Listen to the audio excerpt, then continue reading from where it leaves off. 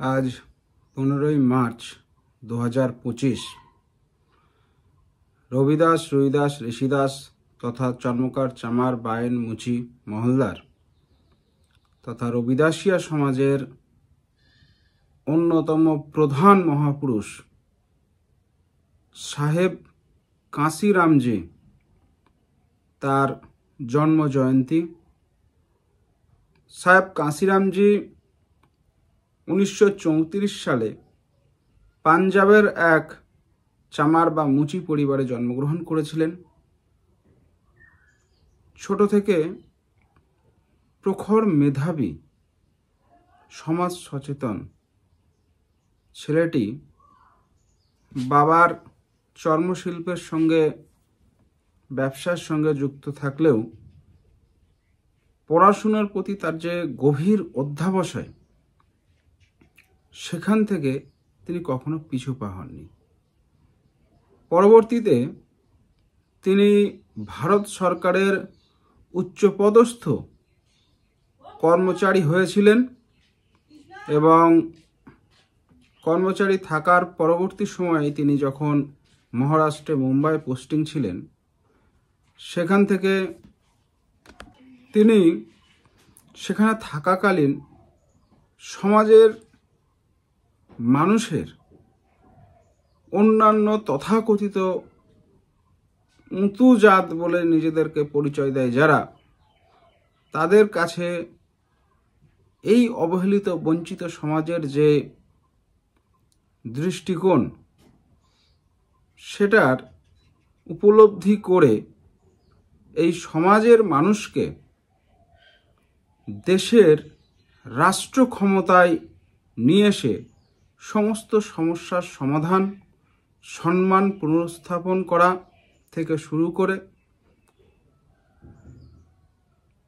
সর্বাঙ্গীন বিকাশ ঘটানোর উদ্দেশ্যে তিনি চাকরি ছেড়ে, উচ্চপদস্থ কর্মচারীর চাকরি জীবন ছেড়ে জীবনে পরিবার পরিজন সকলের মায়া ত্যাগ করে সমাজের প্রতি নিজেকে আত্মসমর্পণ করে দিলেন। তিনি ভারতবর্ষের পাঞ্জাব থেকে শুরু করে কন্যাকুমারী, কাশ্মীর থেকে শুরু করে মণিপুর থেকে শুরু করে গুজরাট, সমস্ত জায়গায় তিনি রাত দিন জীবনের মূল্যবান সময় অতিবাহিত করেছেন এবং এই সমাজকে চেতনায় নিয়ে এসে তিনি চেষ্টা করেছিলেন কিভাবে সমাজকে একটা সম্মানজনক স্থানে, শক্তিশালী স্থানে স্থাপন করা। তিনি শুধুমাত্র আমাদের রবিদাসিয়া সমাজ, মুচি চামার জাতির জন্য নয়, পশ্চিমবঙ্গ তথা ভারতবর্ষের যেখানে যেখানে এই যে সমস্ত জাতির সঙ্গে এই জাতিগত বিদ্বেষ, জাতির সঙ্গে ভেদাভেদ, তাদেরকে অস্পৃশ্য, অচ্ছুত এবং দুর্বল করে রাখার প্রচেষ্টা হয়, সমস্ত জাতির প্রতি তিনি আহ্বান করেন নিজে সশক্ত হয়ে সমাজকে সুসংগঠিত করে, শিক্ষিত করে, বাবা সাহেব ডক্টর বি.আর. আম্বেদকরের পথ অনুসরণ করে তার বিচারধারাকে পুনরায় প্রতিষ্ঠা করেছিলেন। তার নেতৃত্বে একটা বিক্ষিপ্ত জাতি ঐক্যবদ্ধ হতে শিখেছিলেন, মানুষকে চেতনায় নিয়ে এসেছিলেন। ভারতবর্ষের পিছিয়ে রাখা সমস্ত জাতি একত্রিত করে বহুজন সমাজ তিনি গঠন করেছিলেন। এই সংগ্রাম তার খুব সহজ পথ ছিল না। এই সংগ্রামকে প্রতিষ্ঠা করতে তার প্রচুর বহু পরিশ্রম করতে হয়েছে। ভাবুন, আজ থেকে 50 বছর আগে দেশের পরিকাঠামো, দেশের যোগাযোগ ব্যবস্থা কোন পর্যায়ে ছিল। সেই পর্যায়ে থাকাকালীন অবস্থায় তিনি দেশের বিভিন্ন প্রান্তে সাইকেল নিয়ে যাত্রা করে মানুষের কাছে সমাজকে সচেতন করার যে বার্তা তিনি পৌঁছে দিয়েছিলেন, তার ফলশ্রুতি হিসাবে একটা সমাজ সংগঠিত হয়ে সমগ্র দেশব্যাপী রাষ্ট্রীয় রাজনৈতিক দলের প্রতিষ্ঠার মাধ্যমে তিনি ক্ষমতা কুক্ষিগত করেছিলেন।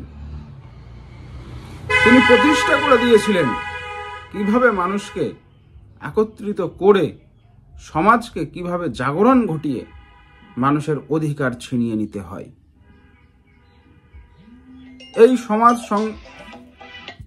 এই সমাজকে তিনি একত্রিত করতে গিয়ে সর্বপ্রথমে তিনি বামসেফ গঠন করলেন। সমস্ত সমাজের যারা উচ্চশিক্ষিত প্রতিষ্ঠিত সমস্ত মানুষকে একত্রিত করে তাদের সহযোগিতায় তিনি চেষ্টা করলেন সমাজকে একটা শক্তিশালী খুঁটি প্রদান করার। এরপর সরকারি কর্মচারীদের সংগঠন থেকে বেরিয়ে তিনি বামসেফ থেকে বেরিয়ে তিনি এগিয়ে গেলেন DS4 গঠনের মাধ্যমে সমস্ত সামাজিক মানুষকে একত্রিত করে তাদের দাবি দাওয়া আন্দোলনের মাধ্যমে আদায় করার উদ্দেশ্যে। DS4 গঠনের পরবর্তীকালে তিনি বুঝলেন শুধুমাত্র সামাজিক আন্দোলন দিয়ে কিছু সম্ভব নয়, কারণ দেশের সমস্ত সমস্যাকে সমাধান করতে গেলে রাজনৈতিক ক্ষমতা, রাষ্ট্রীয় ক্ষমতার অধিকারী হতে হবে। তিনি রাজনৈতিক দল গঠন করলেন, বহুজন সমাজ পার্টি। সেই রাজনৈতিক দলের মাধ্যমে তিনি দেশের ক্ষমতাকে দখলের লড়াই শুরু করলেন। তিনি দেখিয়ে দিলেন ভারতবর্ষের মধ্যে সবথেকে বৃহত্তম এবং জনবহুল রাজ্য উত্তরপ্রদেশে 4বার মুখ্যমন্ত্রী তার রাজনৈতিক দলের হাত ধরে প্রতিষ্ঠিত হলো। রাজস্থান, গুজরাট, মধ্যপ্রদেশ, পাঞ্জাব, হরিয়ানা, দিল্লি, বিভিন্ন স্থানে, এমনকি দক্ষিণ ভারতেরও বিভিন্ন রাজ্যে, কাশ্মীরের বিভিন্ন স্থানে তিনি রাজনৈতিক দলের প্রতিষ্ঠা তৈরি করলেন। সেখান থেকে MLA MP নির্বাচন করলেন। দেশের রাজনৈতিক ক্ষমতা চাবিকাঠি তার হাতে তিনি ছিনিয়ে নিলেন। সমস্ত মানুষের দুঃখ দুর্দশা ঘোচানোর উদ্দেশ্যে তার এই যে সংগ্রাম, দূরদৃষ্টি সম্পন্ন তার যে কার্যকলাপ, সেটাকে শুরু করতে গিয়ে তিনি বারবার বলেছিলেন যে কোনো সমস্যার সমাধান করতে গেলে, যে কোনো সমস্যার রাজনীতির মাধ্যমে যদি সমাধান করতে চাই, তাহলে সেই সমাজকে আগে সুসংগঠিত হওয়া দরকার। যে সমাজ সুসংগঠিত নয়, যে সমাজ বিক্ষিপ্ত, সেই সমাজের দ্বারা কখনো রাজনীতি সম্ভব নয়। তার বক্তব্য আপনারা একটু শুনে নিন। जिस समाज की गैर राजनीतिक जड़ें मजबूत नहीं होती हैं, उस समाज की राजनीति कामयाब नहीं हो सकती है। और जब मैं जड़ें देखने लगा तो मुझे जड़ें ही नजर नहीं आई। तो मुझे लगा ये तो समाज ही रूटलेस है। पहले तो जड़ें बनानी होंगी, फिर इसको मजबूत करना होगा, और फिर उस मजबूती का सहारा लेकर तब हमें राजनीति के बारे में सोचना चाहिए, आगे बढ़ना चाहिए। तो इसलिए मेरा जिंदगी का बहुत सा समय समाज की गैर राजनीतिक जड़ों को मजबूत करने में लगा। তিনি বলছেন যে কোনো সমস্যার সমাধান করতে গেলে একটা সমাজকে সংগঠিত হতে হবে। যে সমাজ সংগঠিত নয়, সেই সমাজের কাছে গিয়ে সেই সমাজকে রাজনীতিতে না যাওয়া উচিত। তিনি যখন দেখলেন আমাদের চামার মুচি সমাজের মানুষ বিক্ষিপ্তভাবে বৃহত্তর সংখ্যায় থাকা সত্ত্বেও তাদের কোনো সংগঠিত ঐক্যবদ্ধ শক্তি নেই, তিনি সেই সমাজকে আগে জাগরণ ঘটালেন। তিনি মন করলে প্রথমেই রাজনৈতিক দল খুলে নিতে পারতেন, কিন্তু না, তিনি সমাজকে সংগঠিত করলেন। সংগঠিত করার মাধ্যমে সমাজকে চেতনায় নিয়ে আসলেন। তিনি সমাজের অধিকার প্রতিষ্ঠা করতে শিখলেন, সম্মানে আত্মসম্মান নিয়ে বাঁচতে শিখলেন, বর্তমান ভারতবর্ষের পরিস্থিতি সম্পর্কে সমাজের সকল মানুষকে অবগত করালেন।